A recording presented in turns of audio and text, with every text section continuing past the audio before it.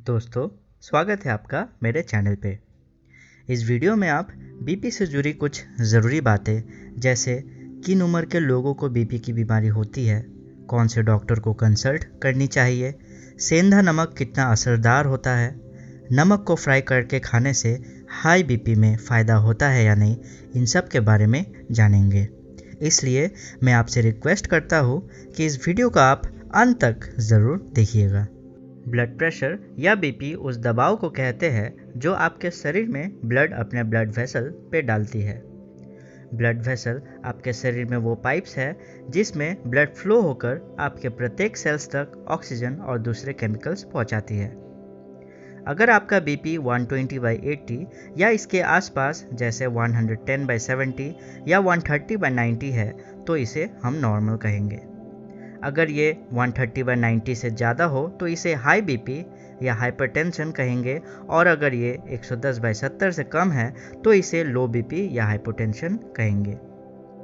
दोस्तों, बीपी एक कंडीशन भी है और इसे एक क्रॉनिक डिजीज़ यानी लंबे समय तक होने वाली बीमारी भी कह सकते हैं।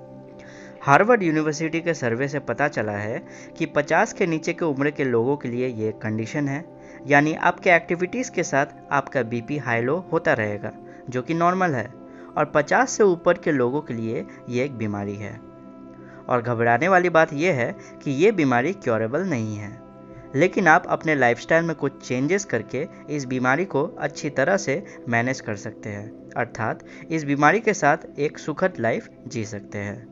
बाहरी सिम्टम्स की अगर बात करें तो हाई बीपी में सर दर्द, सांसों का छोटा होना, चेस्ट पेन, सर चकराना, यूरिन में ब्लड निकलना, ये सब देखी जा सकती है। कभी कभी बीपी हाई होने के बावजूद भी कोई भी सिम्टम्स नहीं दिखाई देती, इसलिए रेगुलरली अपना बीपी चेक करवाते रहना चाहिए। वहीं लो बीपी में आपका सर चकराएगा, सर हल्का लगेगा, आपका जी मचलेगा, आप कंसंट्रेट नहीं कर पाएंगे, ठीक से देख नहीं पाएंगे, ठंड लगेगी, ब्रीदिंग तेज हो जाएगी, कुछ भी काम करने का मन नहीं करेगा और आप डिप्रेशन का भी शिकार हो जाएंगे। हाई बीपी का अगर सही समय पर इलाज नहीं की जाए तो आपको स्ट्रोक और हार्ट अटैक होने का खतरा बढ़ जाता है। साथ ही आई प्रॉब्लम और किडनी फेलियर भी हो सकती है। स्ट्रोक एक मेडिकल इमरजेंसी है जिसमें आपके ब्रेन में ब्लीडिंग या ब्लड क्लॉट के वजह से ब्रेन सेल्स को ब्लड मिलना बंद हो जाता है।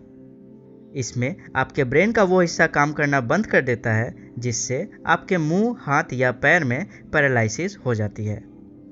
लेकिन आप इस पैरालिसिस से रेगुलर फिजियोथेरेपी करके रिकवर हो सकते हैं। हार्ट अटैक भी एक मेडिकल इमरजेंसी है जिसमें ब्लड आपके हार्ट में एंटर नहीं कर पाता। इससे सेल्स को ऑक्सीजन मिलना बंद हो जाती है और शरीर मरने लगता है। आई में बीपी हाई होने की वजह से आपका आई प्रेशर बढ़ सकता है। इससे सर दर्द, सर चकराना और देखने में दिक्कत होती है। किडनी फेलियर में आपका किडनी काम करना बंद कर देता है। इससे आपका ब्लड फिल्टर नहीं हो पाता और आपके शरीर में यूरिया, जो मानव शरीर के लिए पॉइजन है, जमना शुरू हो जाती है। यही यूरिया जब आपके शरीर में एक लिमिट से ज़्यादा जम जाती है तो सेल्स मरने लगती है। मानव शरीर के लिए एक किडनी ही काफ़ी है। जब आपका दोनों किडनी फेल हो जाता है तो इसी यूरिया को हम डायलिसिस के थ्रू समय समय पर निकालते हैं। लो बीपी भी जानलेवा है। इसमें आपका शरीर चकरा के गिरने से घातक चोट लग सकती है। हार्ट और ब्रेन में सही मात्रा में ऑक्सीजन नहीं पहुंचने से वे डैमेज भी हो सकते हैं। आपका शरीर ऑक्सीजन की कमी में सही तरह से काम करना भी बंद कर सकता है। बीपी के इलाज के लिए सही डॉक्टर चुनना बहुत ज़रूरी है। आप कार्डियोलॉजिस्ट या न्यूरोसर्जन से ही अपना इलाज करवाएं, क्योंकि उन्हें इन सब की खास ट्रेनिंग दी जाती है। हाई बीपी को आप इंस्टेंटली नॉर्मल रेंज में ला सकते हैं। इसके दो तरीके हैं। एक है पोटेशियम आयन का पिचकू लेना। इसे सिर्फ डॉक्टर्स ही यूज़ करते हैं और वो भी सिर्फ इमरजेंसी में, तो इसे आप खुद से ना ही अपनाएं।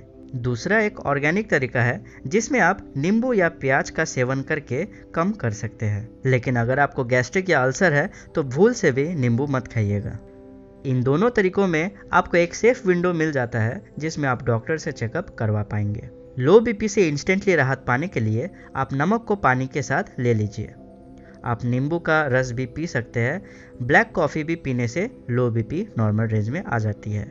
वहीं मेडिसिन में आप फ्लूड्रोकॉर्टिसोन एंड मिडोड्रिन टैबलेट्स ले सकते हैं। दोस्तों, जैसा कि आप जानते हैं बीपी एक क्रॉनिक बीमारी है, लेकिन आप अपने लाइफस्टाइल में कुछ चेंजेस लाकर इसे पूरी तरह मैनेज कर सकते हैं। जैसे हमेशा हेल्दी खाना खाइए, फास्ट फूड, फ्राइड चीज़ें, ऑयली फूड्स को त्याग दीजिए। यहाँ तक खाने में भी ऑयल को कम डालिए, क्योंकि मस्टर्ड ऑयल में कोलेस्ट्रॉल ज़्यादा होता है जो आपके ब्लड वेसल में चिपक कर आपका बीपी हाई कर देता है। ज़्यादा से ज़्यादा fruits and green leafy vegetables खाएं।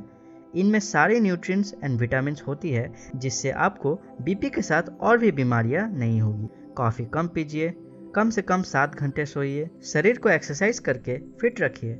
आपके उम्र के हिसाब से आपका शरीर का वेट होना चाहिए। नमक हमेशा पकाते वक्त खाने में मिलाकर खाएं, अलग से मत लीजिएगा। अल्कोहल, स्मोकिंग और दूसरे अनहेल्दी हैबिट्स को त्याग दीजिए। स्ट्रेस कम लेने की कोशिश कीजिए और रोज़ मेडिटेशन करिए। अगर आप हाई बीपी के रोगी हैं तो आपको कुछ फूड्स को अवॉइड करनी पड़ेगी, जैसे कच्चा नमक, packaged and fast food, fried नमक, फ्रोजन पिज्ज़ा, अचार, डब्बा वाला सूप, शुगर एंड अल्कोहल। इन सब के अलावा आप कुछ भी खा सकते हैं। फ्रूट्स में आपको पोटेशियम रिच फ्रूट्स जैसे apple, orange, pear, banana, melon, pineapple, mango, berries, grapes, fruit juice, dried fruits खानी पड़ेगी। अगर आपको लो बीपी है तो कोशिश करें कि आप ज़्यादा से ज़्यादा फ्लूइड्स यानी लिक्विड वाले फूड खाएं। B12 विटामिन वाले फ्रूट्स जैसे बेरीज, ब्लूबेरीज खाएं। फोलेट रिच फूड्स जैसे green leafy vegetables, broccoli, asparagus खाएं। आप सॉल्ट वाटर और कॉफ़ी भी लिमिटेड मात्रा में पीना शुरू कर दें। दोस्तों, नमक और बीपी का बहुत ही गहरा रिलेशन है।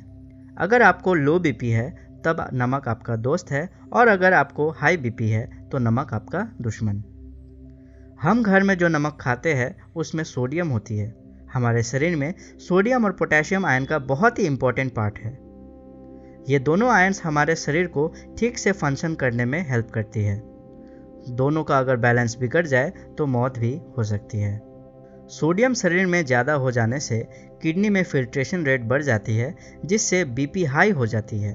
इसलिए हाई बीपी के रोगी अगर नमक लेते हैं तो इनका बीपी और भी हाई हो जाएगा, जिससे किडनी डैमेज हो सकता है।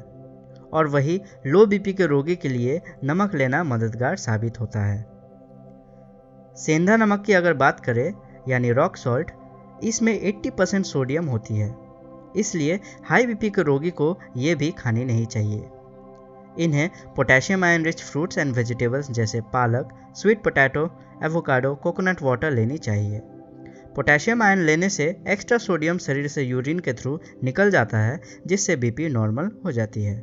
हाई बीपी के रोगी को नमक को फ्राई करके भी नहीं खानी चाहिए, क्योंकि सोडियम एक एलिमेंट है। फ्राई करने के बाद भी वो सोडियम ही रहेगा, जो लेने से बीपी को हाई कर देगा। बीपी के इलाज में आपके लाइफस्टाइल में एक एक्स्ट्रा चीज़ जुड़ जाती है, और वो है बीपी के टैबलेट्स। इन्हें रोज़ लेना ज़रूरी है, नहीं तो आपका बीपी इम्बैलेंस हो जाएगी। ये दवाएं टोटल 11 क्लासेस के होते हैं। हर क्लास का काम एक ज़रूर है, लेकिन रिक्वायरमेंट्स एंड साइड इफ़ेक्ट्स अलग अलग है।